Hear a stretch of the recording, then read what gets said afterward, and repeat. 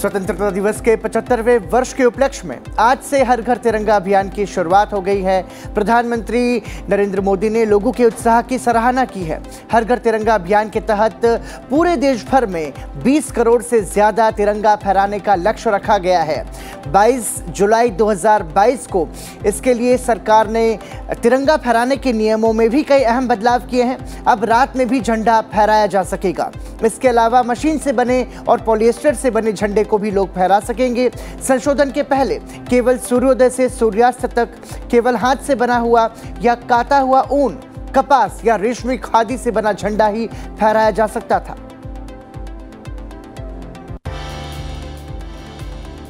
लोकसभा अध्यक्ष ओम बिरला ने अपने कोटा स्थित आवास पर आज सुबह तिरंगा फहराया और सभी से इस राष्ट्रीय अभियान में भागीदारी निभाने की अपील की। खाने पीने का सामान सस्ता होने से खुदरा महंगाई जुलाई में 6.71% पर आ गई। सरकारी आंकड़ों के अनुसार जून 2022 में महंगाई दर 7.01% थी, जबकि पिछले साल जुलाई में 5.59% थी। आंकड़ों के मुताबिक खाद्य मुद्रास्फीति भी जुलाई महीने में नरमी पकड़कर 6.75% पर पहुंच गई। हालांकि उपभोक्ता मूल्य सूचकांक आधारित खुदरा मुद्रास्फीति अभी भी रिजर्व बैंक के संतोषजनक स्तर की उच्च सीमा 6% से ऊपर बनी हुई है।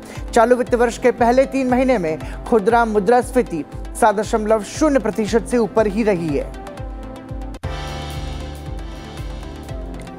विनिर्माण, बिजली और खनन जैसे क्षेत्रों में मजबूत प्रदर्शन के साथ देश का औद्योगिक उत्पादन जून में 12.3% बढ़ गया। ये लगातार दूसरा महीना है जब औद्योगिक उत्पादन में दोहरे अंकों की वृद्धि हुई है।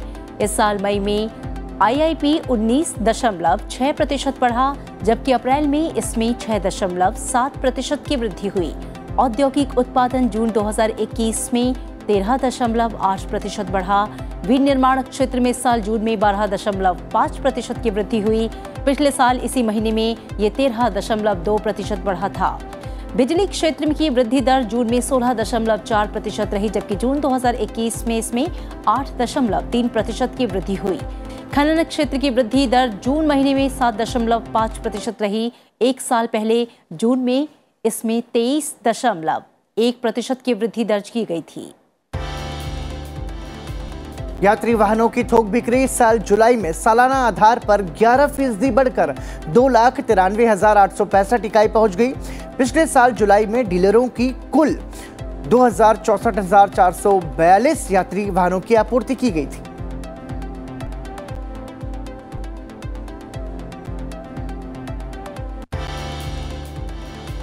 केंद्रीय गृह और सहकारिता मंत्री अमित शाह ने कहा है कि सरकार समितियों के जरिए 10 लाख करोड़ रुपए का कृषि ऋण मुहैया कराने के लिए देश भर में 2 लाख से अधिक नई प्राथमिक कृषि ऋण सहकारी समितियों के गठन की जरूरत है।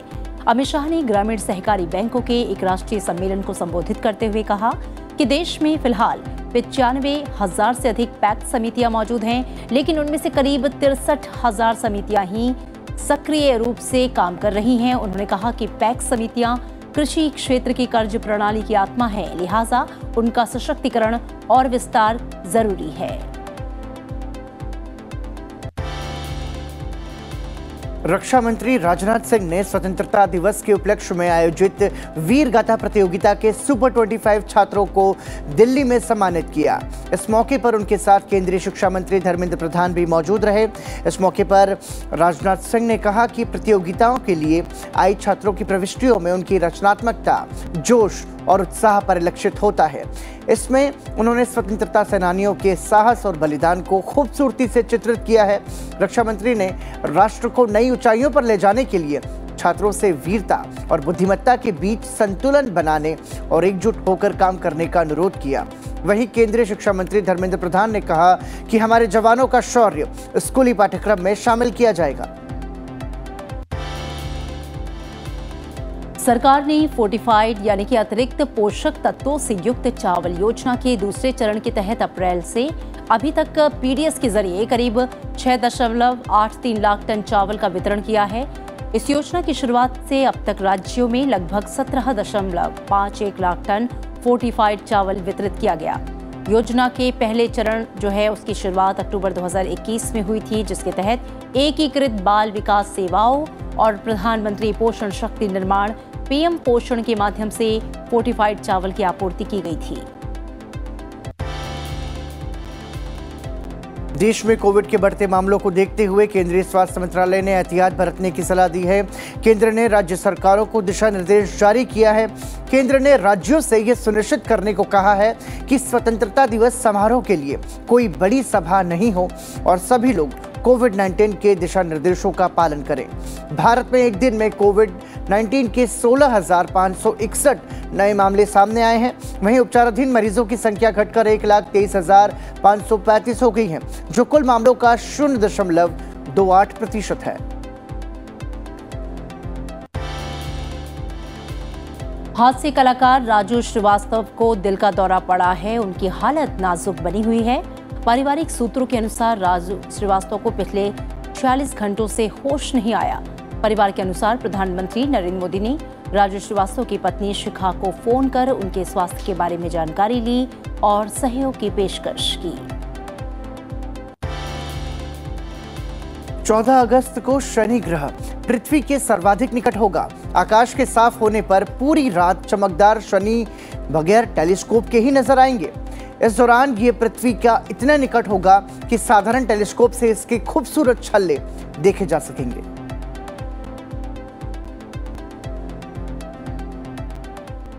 और आइए अब नजर डाल लेते हैं राज्यवार सुर्खियों पर। हिमाचल सरकार धार्मिक स्वतंत्रता कानून 2019 को सख्त करने जा रही है। मुख्यमंत्री जयराम ठाकुर ने धर्म की स्वतंत्रता संशोधन विधेयक 2022 सदन में प्रस्तुत किया। विधानसभा में 10 विधेयक पेश किए गए, जिनमें से 1 पारित किया गया। 9 विधेयक आज पारित होंगे। उत्तर प्रदेश के मुख्यमंत्री योगी आदित्यनाथ ने बांदा में नाव पलटने की घटना में मारे गए लोगों के परिजनों के लिए 4-4 लाख रुपए की अनुग्रह राशि की घोषणा की। साथ ही पीड़ितों को तत्काल सहायता और राहत प्रदान करने के निर्देश भी दिए। हादसे में 3 लोगों की मौत हुई है, जबकि 17 लोग लापता हैं। बिहार के सारण जिले में जहरीली शराब पीने से 7 लोगों की मृत्यु हो गई। 5 लोगों का छपरा सदर अस्पताल में इलाज चल रहा है।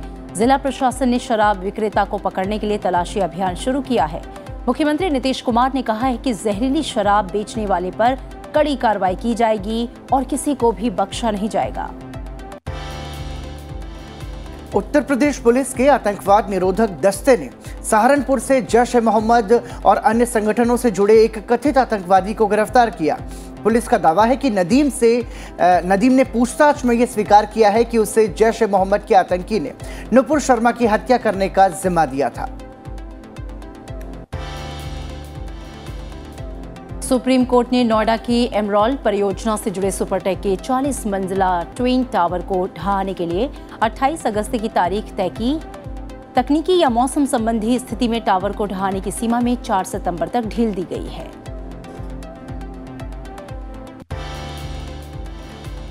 मानसून के दौरान इस साल राजस्थान में हुई अच्छी बारिश से सावन का महीना पूरा होते होते राज्य के 101 बांधों के जलाशयों में पानी पूरा भर गया है। हालांकि राज्य में मानसून की बारिश का दौर अभी भी जारी रहने की उम्मीद है। जल संसाधन विभाग के आंकड़ों के मुताबिक प्रदेश के कुल 716 बांधों में 767 करोड़ घन मीटर पानी है, जो कि 2021 में इसी अवधि में 711 करोड़ घन मीटर था। राजस्थान में छोटे बड़े कुल 716 बांध हैं, जिनमें से 101 बांध पूरी तरह भर चुके हैं, जबकि 373 आंशिक रूप से भरे हुए हैं और 231 खाली हैं। मौसम विभाग ने आगामी 4-5 दिन के दौरान अधिकतर हिस्सों में तेज बारिश की चेतावनी जारी की है। मध्य प्रदेश के धार जिला मुख्यालय से करीब 35 किलोमीटर दूर करम नदी पर बन रहे एक बांध से पानी का रिसाव बढ़ गया है, जिसके बाद बांध के निचले क्षेत्र में बसे 11 गांवों को खाली करवा लिया गया है। प्रदेश के अधिकांश जिलों में रुक रुक कर बारिश हो रही है, जिससे भारुड़पुरा के निचले गांव कोठिया में स्थित ये बांध पानी से लबालब भर गया और बांध से पानी का रिसाव शुरू हो गया। प्रशासन और जल संसाधन विभाग ने रिसाव रोकने के लिए कार्रवाई शुरू कर दी है। गुजरात के सूरत में उकाई बांध का पानी छोड़े जाने के बाद तापी नदी का जल स्तर काफी बढ़ गया है। पानी छोड़े जाने के बाद सूरत नगर निगम ने लोगों को अलर्ट किया। नगर निगम ने अज्जान में नदी के किनारे जाने पर रोक भी लगा दी है। बाढ़ को रोकने के लिए हनुमान टेकरी, मक्कई पुल और भरीमता में बाढ़ के द्वार बंद कर दिए गए हैं। बारिश के पानी को नदी में छोड़ने के लिए इन स्थानों पर डी वाटरिंग पंप भी लगाए गए हैं। प्रशासन मौके पर नजर बनाए हुए हैं। कर्नाटक के कई हिस्सों में भारी बारिश के बाद कई नदियां उफान पर हैं। खासकर तुंगा और तुंगभद्रा नदियों के आसपास के इलाके पूरी तरह से डूब गए हैं। भारी जल प्रभाव के बाद तुंगभद्रा बांध से तुंगभद्रा नदी में पानी छोड़ा जा रहा है। वहीं कोप्पल में गंगावती पुल पानी में डूब गया है। तुंगभद्रा बांध, जिसकी भंडारण क्षमता जो है वो 1633 फीट है, का जलस्तर पहले से ही 1631 फीट पर पहुंच गया। हालात को देखते हुए निचले इलाकों में रहने वाले लोगों के लिए अलर्ट जारी किया गया है। और आइए अब नजर डालते हैं अंतर्राष्ट्रीय सुर्खियों पर। मोंटेनेग्रो में सामूहिक गोलीबारी में 12 लोगों की मौत हो गई और 6 लोग घायल हो गए। मीडिया रिपोर्ट के मुताबिक एक व्यक्ति ने पारिवारिक विवाद के बाद अपने पड़ोस में अंधाधुंध गोलियां चला दी। बाद में पुलिस से हुई मुठभेड़ में पुलिस ने उस व्यक्ति को भी गोली मार दी। अमेरिका के न्यूयॉर्क शहर में शुक्रवार को एक कार्यक्रम के दौरान अंग्रेजी भाषा के मशहूर लेखक सलमान रुश्दी पर हमला किया गया। एक कार्यक्रम के दौरान उन पर चाकू से वार किया गया। इस दौरान रुश्दी के गर्दन से काफी खून निकला। रुश्दी पर उस समय हमला किया गया जब वो पश्चिमी न्यूयॉर्क में आयोजित एक कार्यक्रम में व्याख्यान देने वाले थे। ताज़ा जानकारी के मुताबिक अस्पताल में रुश्दी की सर्जरी की जा चुकी है और उनको वेंटिलेटर पर रखा गया है। वहीं हमलावर की पहचान न्यू जर्सी के 24 वर्षीय हादी मटर के तौर पर हुई है। न्यूयॉर्क राज्य पुलिस ने कहा है कि मौके पर से एक बैग और कुछ इलेक्ट्रॉनिक उपकरण मिले हैं। भारत ने शुक्रवार को चीन और ताइवान के बीच बढ़ते सैन्य तनाव को देखते हुए ताइवान जलडमरू मध्य में यथास्थिति को बदलने के लिए एक तरफा कार्रवाई से बचने का आग्रह किया। विदेश मंत्रालय के प्रवक्ता अरिंदम बागची ने कहा कि क्षेत्र में शांति और स्थिरता बनाए रखने के प्रयास किए जाने चाहिए। ताइवान जलडमरू मध्य में तनाव पर सवाल पर बागची ने कहा कि कई अन्य देशों की तरह भारत भी हाल के घटनाक्रमों से चिंतित है। हम संयम बरतने, यथास्थिति को बदलने के लिए क्षेत्र में शांति और स्थिरता बनाए रखने के प्रयासों का आग्रह करेंगे। भारत ने कहा है कि ये दुर्भाग्यपूर्ण है कि जब आतंकवाद के खिलाफ हमारी सामूहिक लड़ाई की बात की जाती है तो अंतर्राष्ट्रीय समुदाय एक साथ मिलकर आवाज उठाने में हमेशा असमर्थ रहा है। विदेश मंत्रालय के प्रवक्ता अरिंदम बागची ने कहा कि 9 अगस्त को यूएनएससी में भारत ने खुली बहस में ये मुद्दा उठाया, लेकिन चीन ने हाल में इस पर अपना सहयोग नहीं दिया। भारत और अमेरिका की ओर से पाकिस्तान के आतंकवादी पर प्रतिबंध के प्रस्ताव को चीन ने एक बार फिर से बाधित किया। अरिंदम बागची ने खेद जताते हुए कहा कि आतंकी अब्दुल रऊफ अजहर को काली सूची में डाले जाने के प्रस्ताव पर चीन द्वारा तकनीकी रूप से रोक लगाना गैर जरूरी है। India will continue to pursue its principled position of bringing these terrorists to justice, including through the UN Security Council Resolution 1267 sanctions regime. France के पाइन के जंगलों में आग दिन ब दिन भीषण होती जा रही है। इस आग को काबू करने में फायर फाइटर्स लगे हुए हैं। यूरोप भर से दमकल कर्मी शुक्रवार को फ्रांस पहुंचने लगे हैं और आग पर काबू पाने की पूरी कोशिशें की जा रही हैं। पानी की पाइप, केमिकल स्प्रे समेत अन्य तरीकों से आग बुझाई जा रही है। आग लगने से आसपास के कई किलोमीटर के दायरे में धुआं छाया हुआ है। आग के चलते लगभग 8000 लोगों को सुरक्षित स्थानों पर पहुंचाया गया है। यूक्रेन के परमाणु ऊर्जा संयंत्र के पास गोलीबारी की खबरों पर भारत ने चिंता जताई।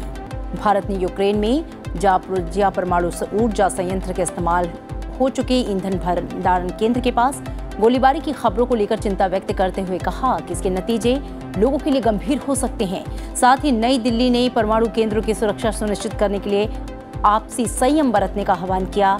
संयुक्त राष्ट्र की परमाणु निगरानी संस्था के प्रमुख ने बृहस्पतिवार को सुरक्षा परिषद की एक आपातकालीन बैठक में कहा कि यूक्रेन में जापोरिज्जिया परमाणु ऊर्जा संयंत्र के निकट लड़ाई में केंद्र को कुछ नुकसान हुआ है और उन्होंने तत्काल एक निरीक्षण मिशन को संयंत्र का दौरा करने की अनुमति दी है। ब्रिस्टल विश्वविद्यालय के अध्ययन के मुताबिक आर्कटिक पिछले 43 वर्षों में दुनिया के बाकी हिस्सों की तुलना में लगभग 4 गुना तेजी से गर्म हुआ है। औद्योगिक क्रांति के बाद से पृथ्वी लगभग 1.1 डिग्री सेल्सियस गर्म हो गई है।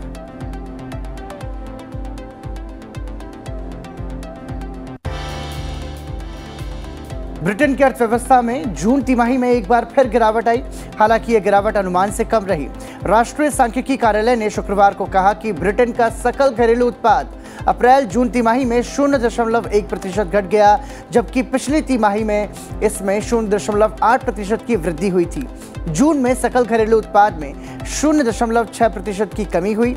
मई के वृद्धि अनुमानों को 0.5% से घटाकर 0.4% कर दिया गया। जीडीपी घटने में स्वास्थ्य खर्च में कमी का सबसे अधिक योगदान था। विश्लेषकों ने कहा है कि इस गिरावट का मतलब मंदी की शुरुआत नहीं है। देश में मुद्रास्फीति बढ़कर 9.4% पहुंच गई है।